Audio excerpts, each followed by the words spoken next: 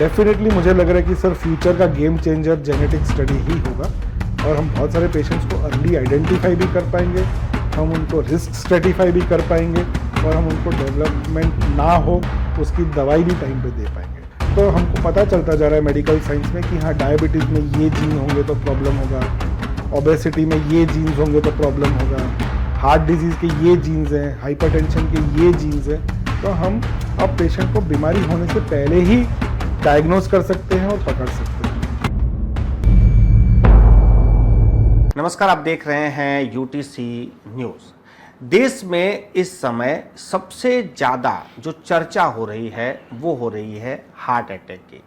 दिल से जुड़ी हुई जो बीमारियां थी वो पहले भी थी, मगर पिछले सालों में जिस तरह से उसमें तेज़ी से वृद्धि हुई है और ख़ास करके कम उम्र वालों को ये शिकार बना रहे हैं। पिछले हफ्ते अहमदाबाद की एक स्कूल में 8 साल की जो बच्ची थी उसको हार्ट अटैक आया। वडोदरा में भी काफ़ी कम उम्र के लोगों को ये हार्ट अटैक आ रहा है, जिससे मेडिकल की भाषा में, आम भाषा में साइलेंट किलर भी कहा जाता है।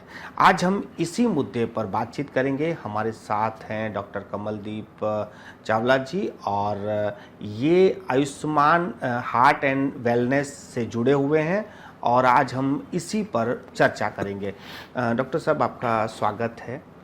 डॉक्टर साहब, सबसे पहले ये जो साइलेंट किलर का जो आजकल ट्रेंड चल पड़ा है और जो 8 साल की बच्ची को बैठे बैठे ही हार्ट अटैक आ गया, आप इतने सालों से इससे जुड़े हुए हो, क्या कहेंगे इसको लेकर? पहले तो नमस्कार सर, नमस्कार मित्र गण जो हमारे आज के श्रोता हैं।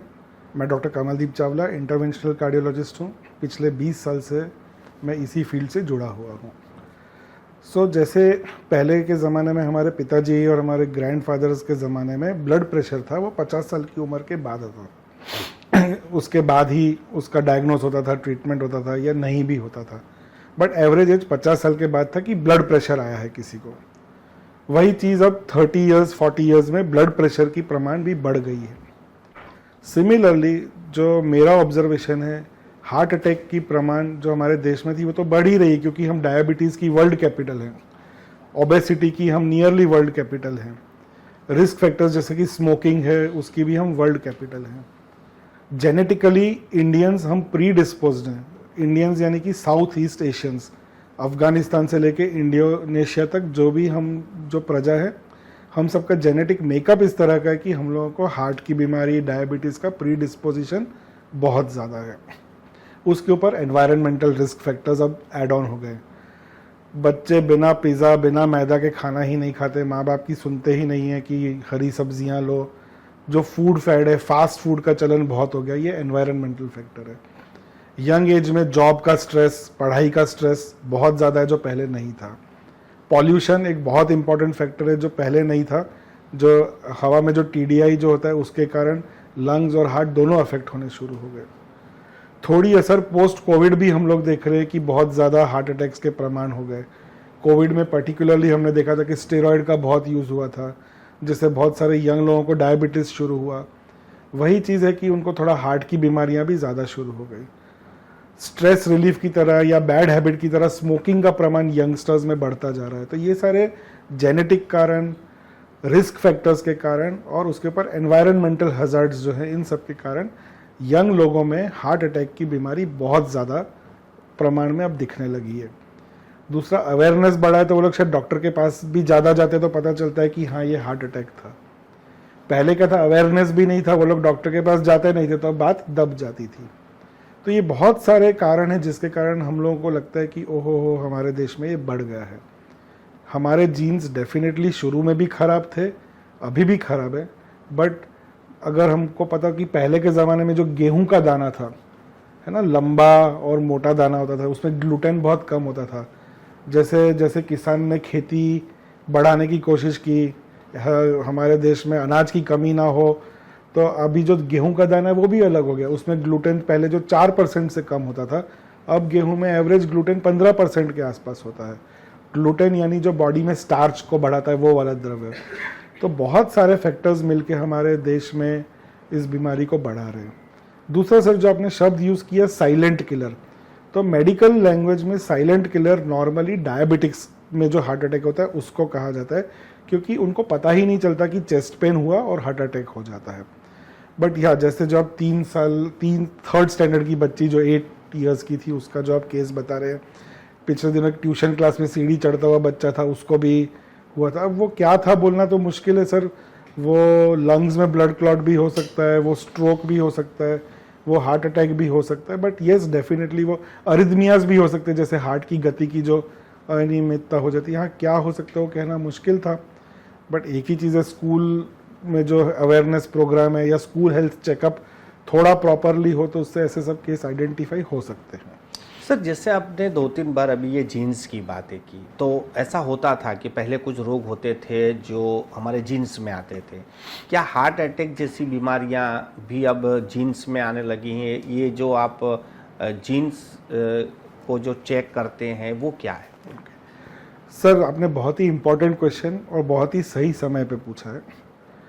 ह्यूमन जीनोम प्रोजेक्ट एक चला था जिसमें बहुत सारे देश जुड़े थे और अमेरिका उसको लीड करा था।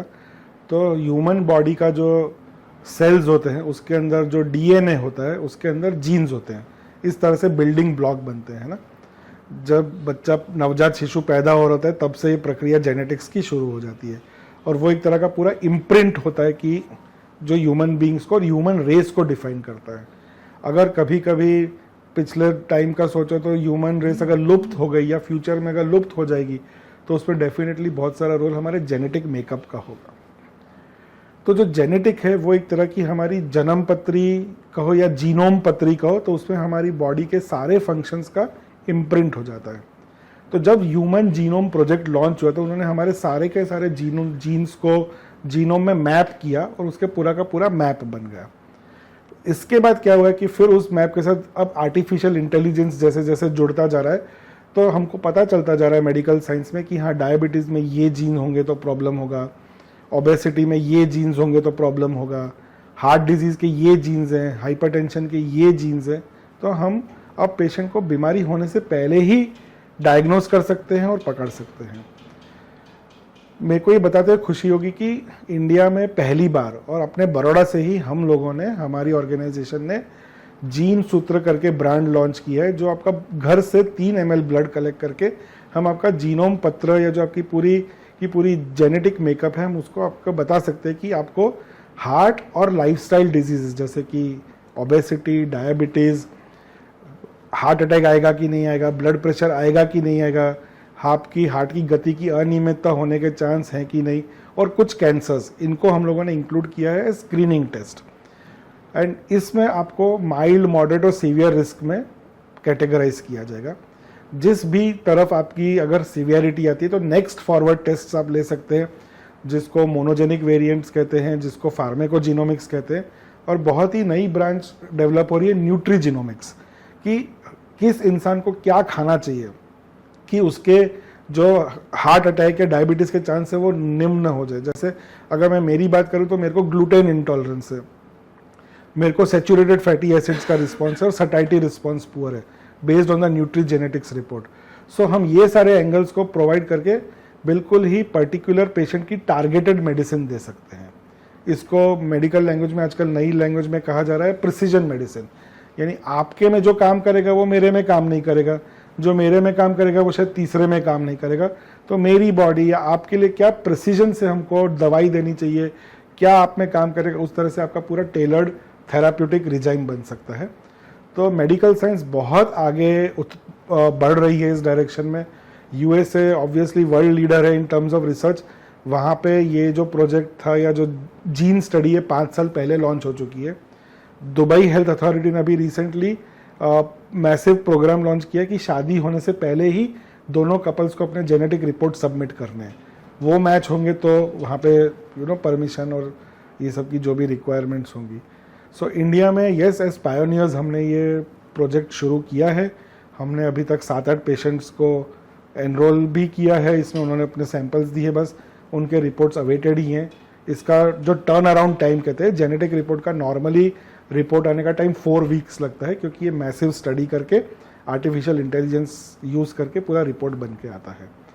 डेफिनेटली मुझे लग रहा है कि सर फ्यूचर का गेम चेंजर जेनेटिक स्टडी ही होगा। और हम बहुत सारे पेशेंट्स को अर्ली आइडेंटिफाई भी कर पाएंगे, हम उनको रिस्क स्ट्रेटिफाई भी कर पाएंगे और हम उनको डेवलपमेंट ना हो उसकी दवाई भी टाइम पे दे पाएंगे। सर एक एग्जाम्पल के तौर पे सर, यदि आपका जीन भगवान ना करे बट इस तरह आता है तो हम आपके में ब्लड थिनर और कोलेस्ट्रॉल की दवाई पहले ही चालू कर देंगे ताकि हार्ट अटैक ना हो। तो इस तरह से मेडिकल साइंस आगे बढ़ रहा है। सर हमने इस सेंटर में जो आपने जो बता रहे हैं जीन से ही पता चल जाएगा, वो कब से शुरू किया है और अभी तक उसका क्या कैसा रिस्पॉन्स है? ओके, तो सर बहुत अर्ली है कहना रिस्पॉन्स, क्योंकि हमने 15 दिसंबर को ही लॉन्च किया है। हमारी एक एकेडमिक बॉडी है Indian diabetes and cardio metabolic disease association, जिसका मैं वाइस प्रेसिडेंट हूँ। सो हम लोगों ने उसकी पूरी जानकारी डॉक्टर्स की कम्युनिटी में जागरूकता लेके आए, उसके लेक्चर्स रखे और सेम डे हमने बड़ौदा बीजेपी प्रमुख डॉक्टर विजय शाह, IMA प्रमुख डॉक्टर मितेश शाह के द्वारा हमने वो लॉन्च किया है। It's too early 1 month, but sir अभी तक 7 to 8 पेशेंट्स ने इसका लाभ उठाया है। बट जैसे अवेयरनेस बढ़ेगी, जैसे डॉक्टर्स को भी समझ में आएगा कि हाँ ये पर्टिकुलर पेशेंट को प्रिसीजन मेडिसिन की ज़रूरत है, तो डेफिनेटली इसका रिस्पॉन्स बढ़ेगा, पेशेंट्स इसको अडेप्ट करेंगे। और सर दूसरा कि जैसे हम उनको आइडेंटिफाई करके सक्सेस देखेंगे तो थेरेपी डेफिनेटली सक्सेस होगी। सर हमारे हिंदुस्तान में हर चीज़ को पैसे से भी देखा जाता है, बजट देखा जाता है, तो जिस तरह से आपने ये टेस्टिंग के बारे में बताया, तो इसका क्या होता है, किस तरह से economy? Okay, so sir single profile जो रिस्क फैक्टर स्क्रीनिंग है वो 15,000 का टेस्ट है सर।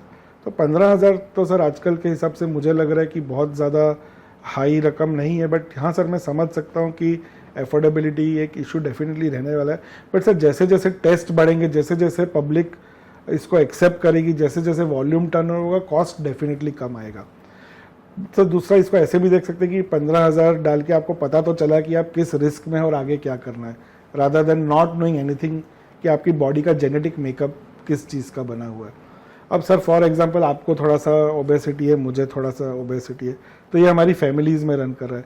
बट यदि जीन टेस्ट में ये आता है कि आपके सारे जीन प्रोफाइल में जो भी रिस्क है वो बहुत माइल्ड रिस्क है, तो definitely you can enjoy your life without any concerns या विदाउट एनी टेंशन। सपोज आपके में आता नहीं, आपको डायबिटीज़ होने का चांस है, तो you will definitely try to avoid sugar and refined sugar and that type of food आप अवॉइड करना शुरू करेंगे। एक बहुत ही recent study journal of American college of cardiology में दिसंबर में लॉन्च हुई थी कि जब पेशेंट्स को पता ही नहीं है कि उन्हें डायबिटीज़ आने वाला है और जीन स्टडी उनको बता दे एटलीस्ट 20 साल पहले कि आपको डायबिटीज़ आने वाला है, ऐसे पेशेंट्स को हार्ट अटैक होने का 5 गुना चांस है जिनको अभी डायबिटीज़ आया नहीं है लेकिन पता है कि आने वाला है। बट यही पेशेंट्स अगर ट्रीटमेंट या लाइफस्टाइल मॉडिफिकेशंस शुरू कर दे तो उनका हम लोग प्रॉब्लम्स को टाल सकते हैं और सॉल्व कर सकते हैं। सर यहाँ जैसे इस सेंटर पे तो आपने बताया कि बहुत ही अर्ली होगा, लेकिन जहाँ पर ये चल रहा है, जिन देशों में ये चल रहा है, वहाँ के सक्सेस रेशियो क्या बता रहे हैं? कुछ रिसर्च रिपोर्ट? सर बहुत ही सही सवाल है आपका। तो ये जो सेंटर है, ये ऐसा नहीं कि जो जीन टेस्ट है वो इस सेंटर पे होता है। हमारा जो ब्लड कलेक्शन है पैन इंडिया, आप घर या ऑफिस से एक नंबर कॉल करके आप कर सकते हैं। So it's a decision is in your hand. अगर आपको करवाना है तो just dial a number, book your test and get it done. तो हमारे सेंटर तक ही आना ऐसा ज़रूरी नहीं है। जो स्टडीज़ पब्लिश हो रही हैं, जिन लोगों ने जीन टेस्टिंग किया और जिन लोगों ने पेशेंट्स में इंटरवेंशन शुरू किए, वो लोग at least 40% reduction of heart attack कर चुके हैं। यानी सपोज 1000 की संख्या की पॉपुलेशन है एक कस्बे में और उन्होंने हज़ारों का 1000 पॉपुलेशन का जीन टेस्टिंग किया, उसमें से एग्जाम्पल 200 लोगों को आया कि आपको इंटरवेंशन की ज़रूरत है। उसमें से 100 लोग ने वो अडॉप्ट किया और 100 लोगों ने इग्नोर किया। तो जो 100 लोगों ने जो इग्नोर किया वर्सेस जो 100 लोगों ने जो लाइफस्टाइल मॉडिफिकेशन अडेप्ट किया या ट्रीटमेंट अडेप्ट किया, तो जो ये वाले 100 जिन्होंने डेफिनेटली ट्रीटमेंट को एब्जॉर्ब किया या नई सोच के साथ गए, उनके में हार्ट अटैक की चांस 40% कम थी। तो सर ऐसा ये बहुत बड़ा डेटा है सर। तो सर ऐसा कह सकते हैं कि जिस तरह से अभी तक की जो इलाज चल रहे थे हार्ट अटैक के बारे में, कि लोगों में अवेयरनेस लाया जा रहा था कि अपना खान पान कम कीजिए या नियमित कीजिए, तो उसके बजाय ये जो उपचार है इसका सक्सेस काफ़ी अच्छा रहेगा? सर आने वाला वक्त बताएगा, बट अभी डेफिनेटली बहुत प्रॉमिसिंग लग रहा है। नई फील्ड है, अपने आप भी डेवलप होगी। जैसे पहले के ज़माने में कोई एंजियोप्लास्टी भी नहीं करवाना चाहता था, जब शुरू हुआ था एंजियोप्लास्टी 80-90 में, जब हमारे देश में जो पायनियर लोग जब ट्रीटमेंट लेके आए थे, अब उसकी जब लोगों ने सक्सेस रेशियो देखी तो अडेप्टेबिलिटी ज़्यादा हुई। अब नॉर्मली एंजियोप्लास्टी बाईपास सर्जरी को कोई टैबू नहीं मानता कि हाँ डॉक्टर ने एडवाइस दी है, एक आध ओपिनियन लिया या जो डॉक्टर ने कहा सही है और ट्रीटमेंट करा लिया।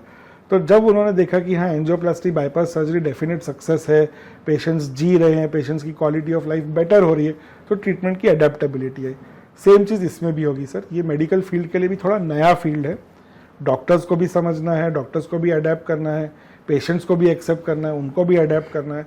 बट डेफिनेटली जब वो देखेंगे कि हाँ यार हमारे पिताजी को तो 50 साल में अटैक आ गया था और उन्हीं बच्चों ने जब 30 साल 40 साल में अपना ट्रीटमेंट कराया, पिताजी अब 70-80 साल के हो गए और उन बच्चों को हार्ट अटैक नहीं आया और उन्होंने अपनी लाइफस्टाइल अच्छी जी, जब वो देखेंगे तो डेफिनेटली टेस्ट की प्रामाणिकता बढ़ेगी, टेस्ट की अडेप्टेबिलिटी बनेगी और आई थिंक ज़्यादा से ज़्यादा लोग करवाएंगे ये टेस्ट। सर, जिस तरह से आपने बताया कि पैन इंडिया कहीं भी कोई करवा सकता है, तो आप हमारे व्यूवर्स को वो जो नंबर है वो बता सकते हैं कि किस नंबर पे वो संपर्क करें? हाँ जी सर, 9512877799। एक बार फिर रिपीट कर देता हूँ, 9512877799। एंड वेबसाइट से भी बुकिंग हो सकता है www.genesutra.com, GENESUTRA, genesutra.com। सर, ये बातें अभी तक हो गई। अब जो जनता के मन में भी कुछ इसको लेकर सवाल हैं, वो भी मैं आपसे पूछ लेता हूँ कि कोविड के बाद जो वैक्सीनेशन हुआ है उसके बाद से ये ज़्यादा हो रहा है, इसको लेकर? सर, मैं इस तथ्य से सहमत इस तरह से नहीं हूँ, क्योंकि कोविड की वैक्सीन ने ही हमारी देश को, हमारी प्रजा को, हमारी इकोनॉमी को, सबको संभाला है। इंडिया सुपर पावर बन रहा है, इंडिया का वर्चस्व बढ़ा है क्योंकि इंडिया ने इतनी वैक्सीन्स एक्सपोर्ट की है। तो जब इंडिया ने ही इतनी वैक्सीन्स एक्सपोर्ट की है तो उन देशों में तो ऐसा नहीं हो रहा है जहाँ वैक्सीन गई, जहाँ लगी। ये प्रमाण हमारे देश में ही बढ़ रहा है, तो मुझे नहीं लग रहा है कि वैक्सीन रिस्पॉन्सिबल है। बट सर डेफिनेटली डिजीज़ जो थी, जो कोविड पर से था, उसकी साइड इफ़ेक्ट ये हो सकती है कि छोटी नलियाँ बंद हो गई, ब्लड क्लॉटिंग मैकेनिज्म चेंज हुआ, थोड़ा जो स्टेरॉइड्स यूज़ करने पड़े थे उसके कारण डायबिटीज़ जो लोगों में नया आया है, कई लोगों का शुगर बिगड़ा, ये रिस्पॉन्सिबल हो सकता है sir. But on medical science, on medical grounds, vaccine को इसके साथ कोरिलेट करना मुझे ठीक नहीं लगता है।